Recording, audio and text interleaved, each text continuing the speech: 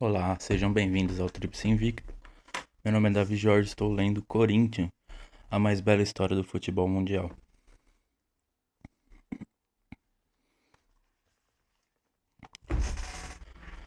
Capítulo 9. Os dias atuais. Na temporada 2014-2015, ao voltar do Brasil, o clube fez uma excelente campanha na liga, terminando no meio da tabela. Excelente? Sim, esse desempenho foi considerado um triunfo para o clube. Matt Howard decidiu, naquele momento, que tentaria a sorte em outra agremiação.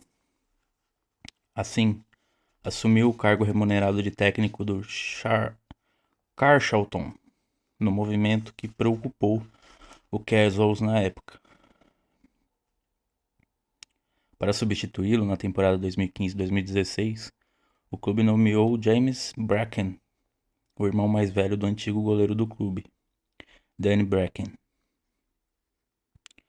Ele havia treinado com o time B do Sutton United, maior clube na vizinhança local do Casuals.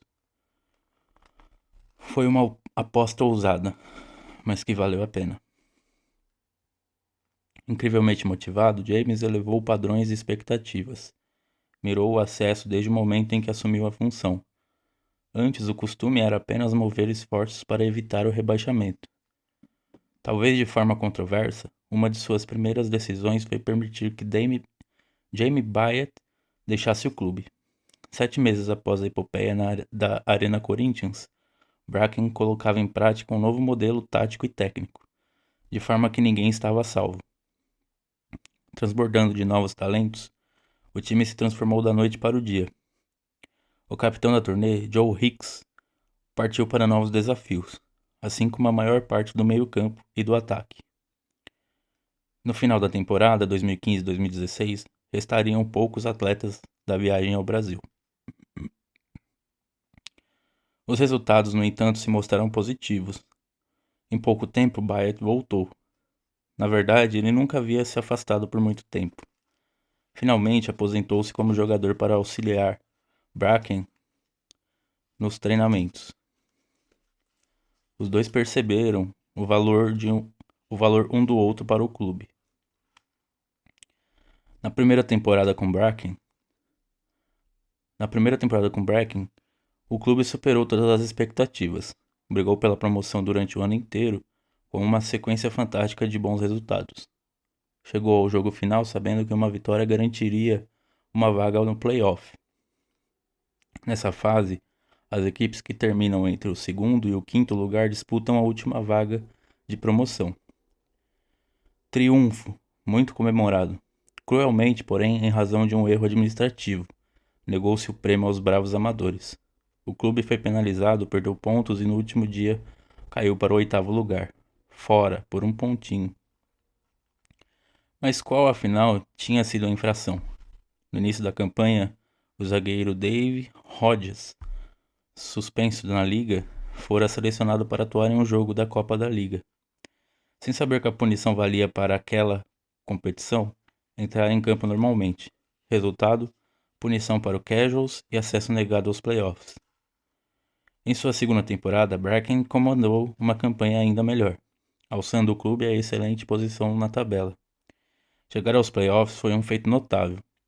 Na semifinal, a equipe enfrentou o Greenwich Borough FC. Antes do jogo, correu o boato de que o craque do Greenwich estava recebendo 1.000 libras por semana, o equivalente a R$ 6.800 na época. Essa é uma quantia inacreditável para o Casuals, que não paga seus jogadores nem as despesas de viagem. Mesmo assim, a equipe conseguiu superar o adversário, credenciando-se a enfrentar no playoff os maiores gastadores da liga, os Dorking Wanderers. O único jogo mata-mata foi disputado sob sol escaldante, na casa dos adversários. Com o 0-0 em 120 minutos, a decisão foi para os pênaltis. Diante de uma multidão, o azarado Dave Hodges desperdiçou sua cobrança, defendida pelo arqueiro adversário. Assim, os anfitriões ganharam a promoção. Na terceira temporada de Breaking, em 2017 e 2018, buscava-se mais uma vez o acesso. O clube chegou à semifinal do playoff, no qual venceu o Greenwich Borough. Garantiu-se assim na decisão contra um rival local, o Walton Casuals. Disputado no King George's Arena, o jogo nervoso terminou com um empate sem gols. Seguiu-se mais uma torturante disputa de pênaltis. Qual time venceu? Os Walton Casuals por 4-2? Que sina!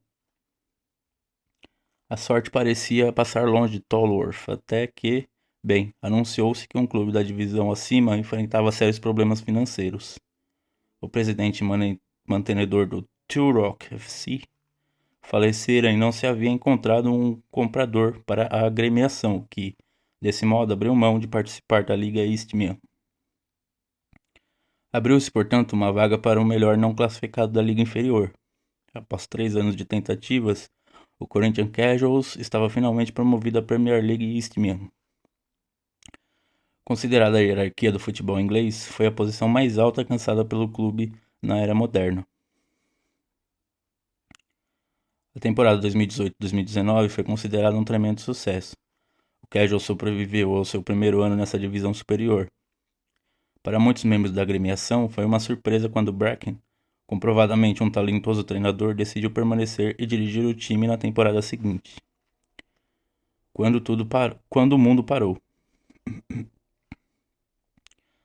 Em 1918, logo após a Primeira Guerra Mundial, os jogadores do Corinthians tiveram que enfrentar os tempos da gripe espanhola, que fez inúmeras vítimas também no Reino Unido. Em 2020, foi a vez dos atletas assistirem à tragédia provocada pela disseminação da Covid-19. Em meio ao caos da saúde pública, os torneios foram cancelados. O futebol parou. Caso a segunda onda epidêmica permitisse, a proposta era fortalecer o time para a temporada seguinte, evitar o descenso e, quem sabe, mirar triunfos mais significativos. O clube planejava lançar um serviço de streaming online, principalmente para os torcedores do Brasil que quisessem assistir aos jogos no conforto de suas poltronas. A ideia incluía atrair eventuais patrocinadores brasileiros para esse canal. Na época da conclusão desse livro, no fim de 2020, o Corinthians Casuals continuava travando suas batalhas. Não jogar por dinheiro segue como um dos princípios que sustentam a tradição do clube. Mas é uma premissa que tem seus custos. Não raro, atletas que se destacam na equipe acabam por migrar a clubes adversários, inclusive da mesma divisão. Na Eastman League, equivalente à 7ª divisão nacional, a agremiação se mantém como a única que não remunera os atletas. Na temporada em que fomos ao Brasil, alguns jogadores haviam saído antes mesmo da viagem para enfrentar o Corinthians, relata Watney, ao detalhar os desafios do Casuals para seguir na ativa. Atualmente, o custo anual do time fica na casa das 20 mil libras. Ainda assim, o pai do timão segue atraindo olhares por sua modesta e resistente elegância.